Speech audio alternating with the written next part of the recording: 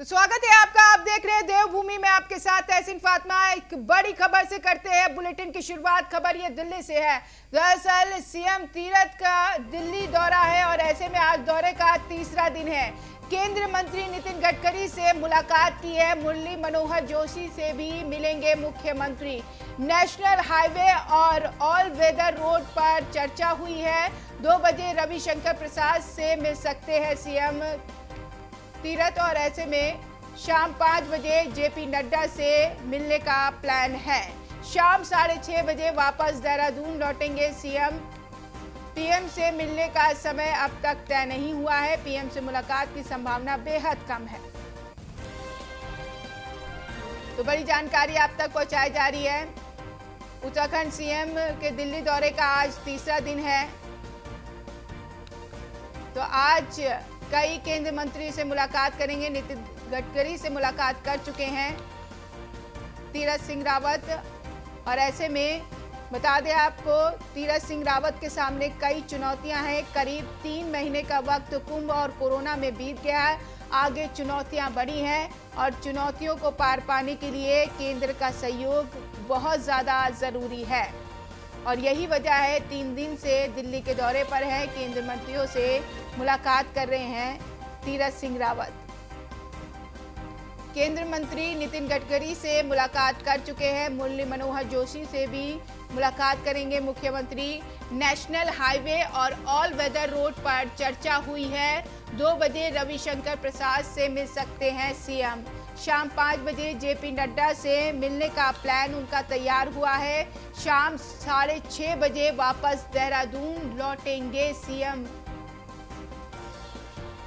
PM से मिलने का समय अब तक तय नहीं हुआ है। पीएम से मुलाकात की संभावनाएं बेहद कम नजर आ रही है।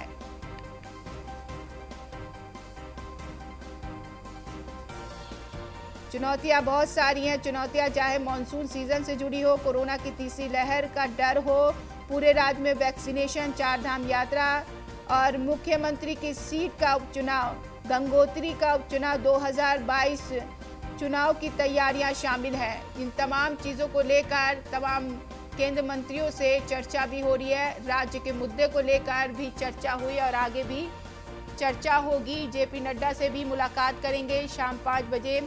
देखना यह है किस मुद्दे को लेकर चर्चा होती है, क्योंकि दायित्व का बंटवारा भी होना है। क्या उसको लेकर भी चर्चा होगी?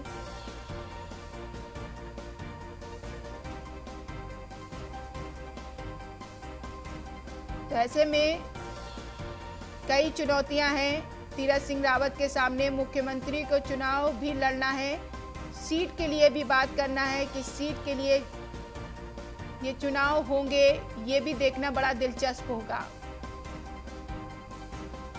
तो बड़ी जानकारी आप तक पहुंचाई जा रही है। आज तीरथ सिंह रावत के दिल्ली दौरे का तीसरा दिन है।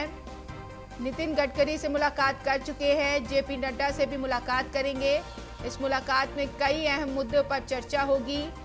तीरथ सिंह रावत के सामने कई चुनौतियां हैं। 7 महीने बाकी हैं चुनाव को लेकर। इस 7 महीने में काफी कुछ करना है प्रदेश सरकार को। ब्रिजेश श्रीवास्तव जी हमारे साथ जुड़ गए हैं जानकारी देने के लिए। ब्रिजेश श्रीवास्तव जी, नितिन गडकरी से मुलाकात की है तीरथ सिंह रावत ने, स्टेट को लेकर क्या मांगा है, क्या जानकारी? देखिए, सबसे बड़ी बात यह है कि मुख्यमंत्री लगातार अपने दिल्ली दौरे का आज उनका तीसरा दिन है और तीसरे दिन वो लगातार एक के बाद एक मंत्रियों के साथ मुलाकात कर रहे हैं। अभी सबसे पहले उन्होंने नितिन गडकरी के साथ मुलाकात की और सबसे महत्वपूर्ण बात यह है कि उत्तराखंड में कई प्रोजेक्ट, वो फिर चाहे ऑल वेदर रोड की बात करें या एनएच नेशनल हाईवे के कई प्रोजेक्ट संचालित हैं और इन प्रोजेक्ट को प्रगति को लेकर के अवगत कराया नितिन गडकरी को। इसके साथ ही जल्द से जल्द ये प्रोजेक्ट पूरे हों, इसके लिए जो केंद्रीय मदद की जरूरत है उसको लेकर के भी नितिन गडकरी से गुजारिश की है मुख्यमंत्री ने। सबसे बड़ी बात यह है कि सड़कें उत्तराखंड के विकास का सबसे बड़ा पैमाना है और उत्तराखंड में जिस तरीके से ऑल वेदर रोड सालों से चल रही है और अभी तक पूरी तरह कंप्लीट नहीं हो पाई है, उसको उसमें जो जो प्रॉब्लम्स हैं, जो जो हर्डल्स हैं, उसको लेकर के नितिन गडकरी के साथ बात किया है और साथ ही नेशनल हाईवे कई प्रोजेक्ट को लेकर के भी धन आवंटित करने की गुजारिश नितिन गडकरी से की है मुख्यमंत्री ने। तो ये बेहद अहम मुलाकात थी। लगभग आधे घंटे तक ये बातचीत हुई और आधे घंटे की मुलाकात के बाद जो है जब मुख्यमंत्री बाहर निकले तो उन्होंने मीडिया से कुछ बात तो नहीं किया, लेकिन उनके चेहरे से साफ झलक रहा था कि ऑल इज वेल। तो चीजें कुछ बेहतर तरीके से जा रही हैं, एक के बाद एक लगातार बातचीत हो रही। इस वक्त मुरली मनोहर जोशी के साथ मुलाकात कर रहे हैं। पूर्व सांसद और बीजेपी के वरिष्ठ नेता जो है मुरली मनोहर जोशी के आवास में उनका हालचाल, उनके स्वास्थ्य के हालचाल जानने के लिए मुख्यमंत्री पहुंचे हैं। और इसके बाद इसके तुरंत बाद आईटी मिनिस्टर रविशंकर के साथ बातचीट होगी। पहाड़ी इलाके में इंटरनेट कनेक्टिविटी एक बड़ी चुनौती है और अभी भी तमाम पहाड़ी इलाके ऐसे हैं जहां पर इंटरनेट 4G की बात करें तो अभी 4G कनेक्टिविटी प्रॉपर नहीं है, कम्युनिकेशन प्रॉपर नहीं होता।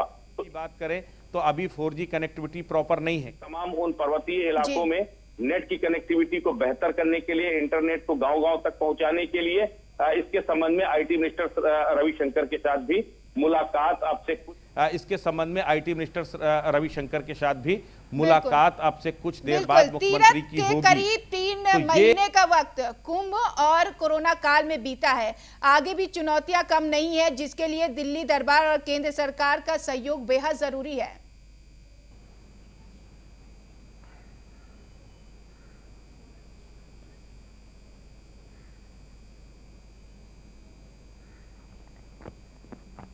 ब्रिजेश जी सुन पा रहे हैं? तीरथ का करीब 3 महीना कोरोना काल। बिल्कुल, देखिए सबसे बड़ी बात यह है कि मुख्यमंत्री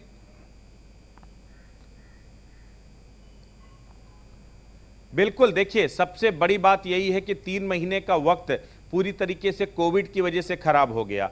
और सबसे बड़ी बात यह कि मुख्यमंत्री ने आते ही जिस तरीके से कुंभ के दौरान यह ऐलान किया कि कुंभ को भव्यतम स्वरूप में अपनाया जाएगा, भव्यतम स्वरूप में मनाया जाएगा, आयोजित किया जाएगा, उसको लेकर के जो है सबकी निगाहें मुख्यमंत्री के ऊपर टिकी कि चलो कम से कम मुख्यमंत्री ने कुंभ को भव्यतम स्वरूप में मनाने का फैसला किया। लेकिन उसके बाद जो कोरोना का साया आया उसने ये पूरा वक्त जाया किया है। अब बहुत कम वक्त बचा है। सबसे बड़ी बात यह है कि पहले मुख्यमंत्री को विधान सभा का सदस्य होना है, उसके लिए उपचुनाव होना जरूरी है। दूसरी बात 2022 के चुनाव को लेकर के सबसे बड़ी चुनौती मुख्यमंत्री के सिर पर है और यही वजह है कि संगठन हो, सरकार हो, तमाम केंद्रीय मंत्री हों, इन तमाम लोगों से मिल करके आगे की स्ट्रेटजी किस तरीके से होनी चाहिए उस पर काम कर रहे हैं, उस पर बातचीत कर रहे हैं। अभी जेपी नड्डा से आज शाम 5 बजे महत्वपूर्ण बैठक मुख्यमंत्री की होने वाली है। अभी इससे पहले चूंकि महासचिवों की बैठक भी जेपी नड्डा ने लगातार 2 दिनों तक लिया, सभी प्रभारियों की बैठक लिया और आज मुख्यमंत्री तीरथ सिंह रावत के साथ जेपी नड्डा की शाम 5 बजे मुलाकात है। तो ये मुलाकात इस मायने में बेहद अहम है कि 2022 को लेकर के क्या स्ट्रेटजी होगी, क्या मुख्यमंत्री उपचुनाव में जाएंगे या नहीं जाएंगे, क्योंकि कयास दूसरे तरीके से अब कयास पर्दे के पीछे से ये भी लग रहे हैं कि 3 महीने का समय भी मुख्यमंत्री के पास है। अगर 3 महीने के समय के बाद, समय से पहले अगर जो है विधानसभा भंग कर दी जाती है और चुनाव का ऐलान कर दिया जाता है तो अस्थायी मुख्यमंत्री, कार्यवाहक मुख्यमंत्री के तौर पर जो तीरथ सिंह बने रहेंगे। सबसे बड़ी चीज है वो रास्ता अपनाने की भी कोशिश की जा रही है। जो सूत्रों के हवाले से जो खबर है, मंथन इस बात पर भी चल रहा है कि उपचुनाव का सामना ना करना पड़े, जो है तीरथ सिंह रावत को चुनाव ना लड़ना पड़े, उसका कोई बीच का रास्ता अपनाया जाए। तो उसको लेकर के भी विशेषज्ञ दिमाग लगा रहे हैं। तो बहुत सारी चीजें ऐसी हैं जो स्ट्रेटेजिकल पॉइंट ऑफ व्यू से चल रही हैं। सबसे बड़ी चुनौती 2022 है। 2022 को फतेह करना, उससे पहले उपचुनावों को फतेह करना, ये एक बड़ी चुनौती है। एक फायदा एक हुआ, सेल्ट का चुनाव बीजेपी ने जीता और वो कम से कम उसी वक्त मुख्यमंत्री तीरथ सिंह रावत बने थे, तो कम से कम उनके राज में एक जीत का सेहरा उनके सिर बंध गया। लेकिन अभी बड़ी चुनौतियां बाकी हैं और वो किस तरीके से सरकार और संगठन के बीच में समन्वय स्थापित करके उसे कामयाबी हासिल की जाएगी, इसको लेकर के अब मंथन चल रहा है। और उसी कड़ी में आज जेपी नड्डा के साथ मुख्यमंत्री की मुलाकात होगी। किस तरह से स्ट्रेटजी बनती है, किस तरह से आगामी जो है समय में रणनीति देखने को मिलती है, ये देखने वाली बात होगी। चलिए, बहुत शुक्रिया ब्रिजेश जी तमाम जानकारी के लिए। तो सीएम तीरथ से मिले राजेश भूषण। दरअसल उत्तराखंड सदन में मुलाकात हुई है। केंद्र स्वास्थ्य सचिव हैं राजेश भूषण। सीएम ने कोरोना को लेकर रिपोर्ट मांगी है, कोरोना को लेकर स्थिति का अपडेट लिया है। बैठक में गृह सचिव नीतीश झा भी मौजूद रहे। पीएम ने मांगी उत्तराखंड सरकार से रिपोर्ट।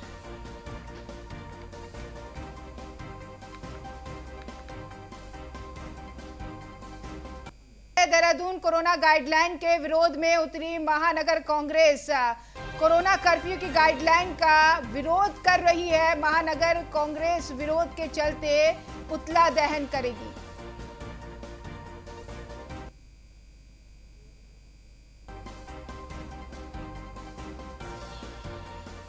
शराब की दुकानों को 3 दिन खोलने की छूट है। बीजेपी सरकार की प्राथमिकता शराब है, ये कांग्रेस की तरफ से कहना है। सूर्यकांत धस्माना का आरोप है। कोरोना की गाइडलाइन को लेकर दरअसल कांग्रेस बीजेपी पर हमलावर है।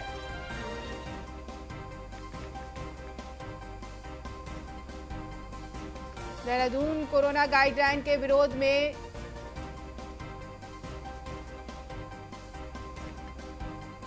तो बता दें आपको, सूर्यकांत धस्माना का बयान आया। 15 जून तक जारी कोरोना कर्फ्यू पर भड़के धस्माना। राशन की दुकानों को 2 दिन खोलने की अनुमति उन्होंने कहा है। शराब की दुकानों को 3 दिन खोलने की छूट दी गई है। सीधे तौर पर हमला किया है कोरोना की गाइडलाइन को लेकर। तो बीजेपी शराब की दुकान को प्राथमिकता दे रही है, शराब को प्राथमिकता दे रही है। ये सूर्यकांत धस्माना ने सवाल खड़े किए हैं, आरोप जड़े हैं, हमला किया है। शराब की दुकानों को 3 दिन खोलने की छूट, राशन की दुकानों को सिर्फ 2 दिन खोलने की छूट। बीजेपी सरकार की प्राथमिकता सिर्फ शराब ही है, ये आरोप लगाया है सूर्यकांत धस्माना ने।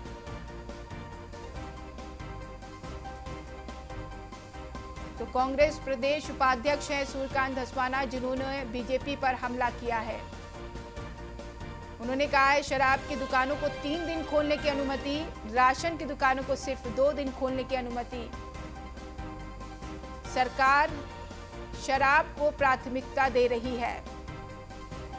तो 15 जून तक जारी कोरोना कर्फ्यू पर भड़के धस्माना। राशन की दुकानों को 2 दिन खोलने की अनुमति उन्होंने कहा, और शराब की दुकानों को 3 दिन खोलने की अनुमति। अब इस मुद्दे को लेकर भी कांग्रेस लगातार बीजेपी को घेर रही है। कांग्रेस कोई भी मुद्दा नहीं छोड़ना चाह रही है। अब एक और मुद्दा कांग्रेस की तरफ से देखा जा रहा है, जो प्रदेश सरकार को घेर रहे हैं। चार चरित्र और चेहरे की बात करने वाली भारतीय जनता पार्टी, इसकी सरकार ने पिछले लॉकडाउन में भी सबसे पहले शराब की दुकानें खोलने का काम किया, और इस बार भी 3 दिन शराब की दुकान और 2 दिन राशन की दुकान।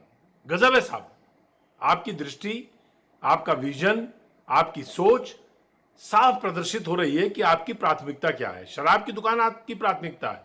पहले त्रिवेंद्र सिंह रावत जी ने भी शराब की दुकान सबसे पहले खोली, और अब तीरथ सिंह रावत जी ने भी शराब की दुकान 3 दिन और राशन की दुकान 2।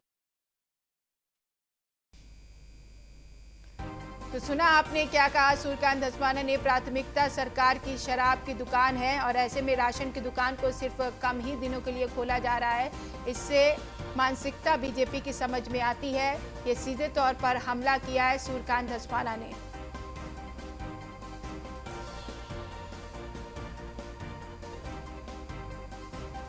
तो कोरोना कर्फ्यू के गाइडलाइन को लेकर सूर्यकांत धस्माना का हमला बीजेपी पर। उन्होंने कहा है कि राशन की दुकान सिर्फ 2 दिन खोलने की अनुमति और शराब की दुकान 3 दिन खोलने की अनुमति दी गई है। ऐसे में सरकार की मंशा समझ में आती है। सरकार शराब को प्राथमिकता दे रही है।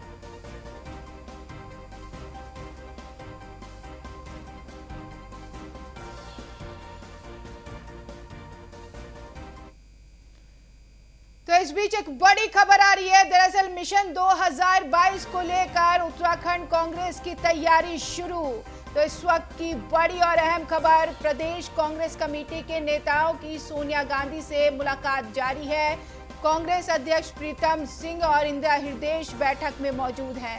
हरीश रावत भी बैठक में मौजूद हैं।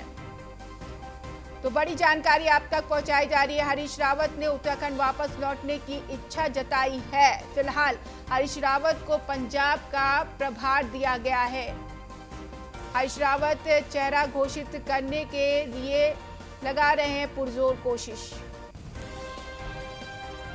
ब्रिजेश श्रीवास्तव जी फोन लाइन पर जुड़ गए हैं जानकारी के साथ। ब्रिजेश श्रीवास्तव जी, अब कांग्रेस भी तैयारी में जुट गई है मिशन 2022 के।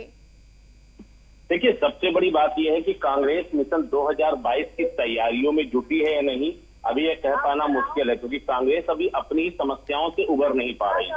सबसे बड़ी दिक्कत यह है कि कांग्रेस के अंदर जो उत्तराखंड में जो घमासान है वो थमने का नाम नहीं ले रहा। इसी घमासान को थामने के लिए हरीश रावत को पंजाब का प्रभारी बनाया गया था उत्तराखंड से हटाकर, लेकिन अब जिस तरीके से हरीश रावत ने एक नई मुश्किल पैदा कर दी है, हरीश रावत ने आला कमान से कहा है कि उत्तराखंड के लोगों को मेरी जरूरत है और मुझे उत्तराखंड वापस भेजा जाए, क्योंकि उत्तराखंड के चुनावों में मेरी जरूरत है। दूसरी तरफ चाहे वो इंदिरा हृदय हो, प्रीतम सिंह हो, यानी कि जो कांग्रेस की दूसरी लॉबी है, वो ये चाहती है कि हरीश रावत उत्तराखंड से बाहर रहे। और ये जो कश्मकश है, ये जो किचकिच है, अब ये आला कमान के लिए सिरदर्द बन चुका है।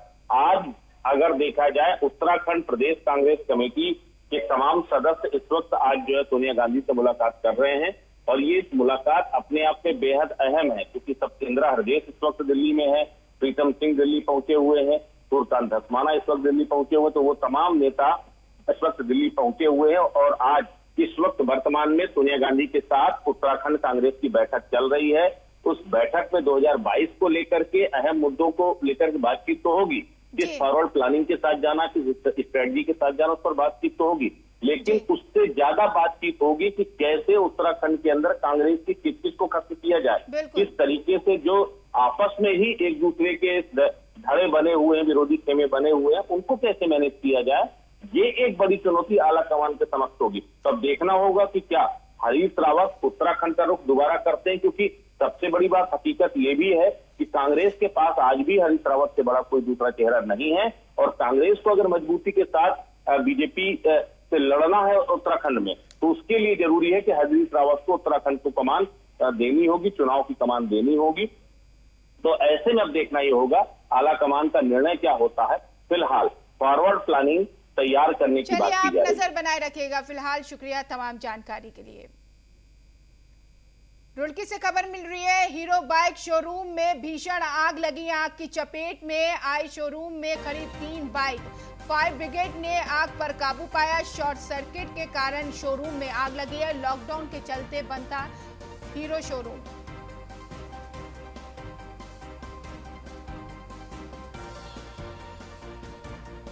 शॉर्ट सर्किट के चलते आग लगने का कारण बताया जा रहा है। लॉकडाउन के चलते बंद था हीरो शोरूम।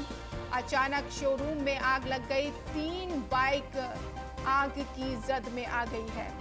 तो रुड़की की ये खबर है, सीधा आप तक पहुंचाई जा रही है।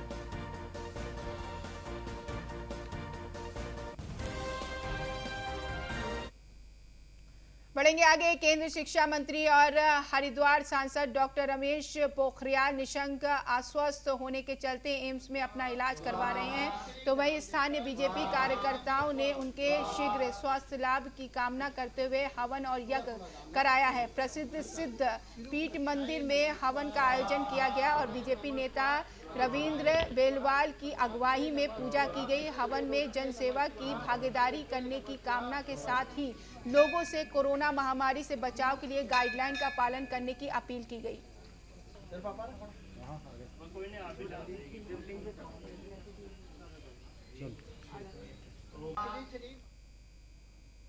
रुड़की के टांडा भनेड़ा के शिविर में 4 दिन में एक भी व्यक्ति ने कोरोना का टीका नहीं लगवाया। सूचना मिलने पर सीएमओ, सीडीओ, डीपीआरओ अपनी पूरी टीम के साथ गांव पहुंचे और जनप्रतिनिधियों और जिम्मेदार लोगों को समझाकर टीकाकरण शुरू कराया, जिसके बाद गांव में कुल 104 लोगों ने टीका लगवाया है। मामला मंगलौर के टांडा भनेड़ा गांव का है, जहां गांव में स्वास्थ्य विभाग ने 4 दिनों से शिविर लगाकर टीकाकरण अभियान चलाया है, जिसमें टीमें गांव-गांव जाकर 45 साल से ऊपर की उम्र वाले लोगों को कोविड का टीका लगवाने की अपील कर रही है। लेकिन कुछ जगहों पर अफवाहों के चलते लोग टीकाकरण करवाने से इनकार कर रहे हैं। लोग गलत प्रचार ये कर रहे थे कि मतलब जो इंजेक्शन लगाएगा और वो मतलब जल्दी मर जाएगा, ये हो जाएगा, वो हो जाएगा। लेकिन जब लोगों को जागरूक किया गया, अभी सीएमओ साहब भी मेरे साथ थे, और बीडीओ साहब थे और आपके ये सीडीओ साहब वगैरह सभी लोग मतलब गांव में प्रचार किया, मस्जिद के इमाम भी थे, सब लोगों ने गांव के जिम्मेवार आदमी सब लोगों को समझाया बताया, तो लोग जो दिमाग में बैठी हुई थी वो बाहर निकली। ऐसी बात नहीं है, लोग लगवा रहे हैं, ऐसा कुछ नहीं है। मंगलौर से सटा टांडा बनेड़ा गांव मुस्लिम बहुमूल्य गांव है, लेकिन यहां कोरोना वैक्सीन को लेकर भ्रांतियां फैली हुई हैं। इस गांव में ग्रामीणों ने टीकाकरण करवाने से साफ इनकार कर दिया है। स्वास्थ्य विभाग ने 4 दिन से शिविर लगा रखा है, पर लोग यहां पहुंचने को तैयार नहीं हैं। आप सभी जानते हैं कि इस समय पूरे देश में चल रहा, हमारे राज्य और जिले में भी चल रहा है, और सामान्य तौर पर हर गांव में इसके लिए लग रहे हैं। स्वास्थ्य विभाग की टीम, शिक्षा विभाग की टीम, आंगनबाड़ी, आशा, ये लोग प्रचार करके कर रही हैं। लेकिन कुछ गांवों में जहां गलतफहमियां, अफवाह ज़्यादा हो गई है, आबादी ज़्यादा है, लेकिन टीका तो ऐसा चीज़ है जब सब लोग लगा लेंगे हर गांव में और सब लोग, तभी सब लोग सुरक्षित हो पाएंगे। स्थानीय एएनएम आशा और आंगनबाड़ी की टीम को भी लोग साफ इनकार कर रहे हैं। इसकी जानकारी मिलने के बाद शनिवार को CDO Saurabh Gaharwar, CMO doctor Shambhu Kumar Jha और डीपीआरओ रमेश कुमार त्रिपाठी अपनी पूरी टीम के साथ गांव पहुंचे और उन्होंने गांव के पूर्व प्रधान, बीडीसी सदस्य, वार्ड मेंबर, जिला पंचायत सदस्य से मिलकर धार्मिक स्थलों के प्रबंधक और अन्य जिम्मेदार लोगों को बुलाकर बातचीत भी की। साथ ही लाउड स्पीकर से भी ग्रामीणों को समझाने का प्रयास किया और सरकार की तरफ से फैली अफवाहों को गलत बताते हुए कहा कि कोरोना का टीका पूरी तरह सुरक्षित और प्रभावी भी है। इसे लगाने से शरीर में कोरोना वायरस से लड़ने की क्षमता विकसित होती है। अधिकारियों ने स्थानीय लोगों से घर घर जाकर टीकाकरण कराने की अपील भी की, जिसके बाद लोग राजी भी हुए और शिविर में टीकाकरण फिर से शुरू हुआ। डीपीआरओ त्रिपाठी ने बताया कि शनिवार शाम तक गांव में 104 लोगों का टीकाकरण हो चुका है। लेकिन अभी प्रधान जी हैं, पार्षद हैं, सबके प्रयास से काफ़ी लोग आ रहे हैं। अब मैं कोशिश करूंगा, चाहूँगा कि सभी से, आपसे भी वो अपील है कि आप अपने माध्यम से भी सबको बताएं कि ये इंजेक्शन पूरा सेफ है, या किसी के लिए नहीं बना है कि हिंदू के लिए है, मुस्लिम के लिए है, सिख के लिए है, सब एक ही वैक्सीन है। लेकिन सवाल ये खड़ा होता है कि हरिद्वार देहात में ये पहला मामला नहीं है, बल्कि लक्सर से भी ऐसी तस्वीरें सामने आ चुकी हैं। ऐसा क्या कारण है कि स्वास्थ्य विभाग ग्रामीणों को इसके बारे में समझाने में विफल हो रहा है? क्यों ग्रामीण आशा एएनएम की बुलावा टोली की बात से संतुष्ट नहीं है? ऐसे में जिले के अधिकारियों को कमान संभालनी पड़ी है। ऐसी तस्वीर मुस्लिम क्षेत्रों से ज्यादा सामने आ रही है। ऐसे में सरकार कोरोना की चेन को कैसे ब्रेक कर पाएगी? Bureau report, news 1 India. फिलहाल इस बुलेटिन में इतना ही। नमस्कार।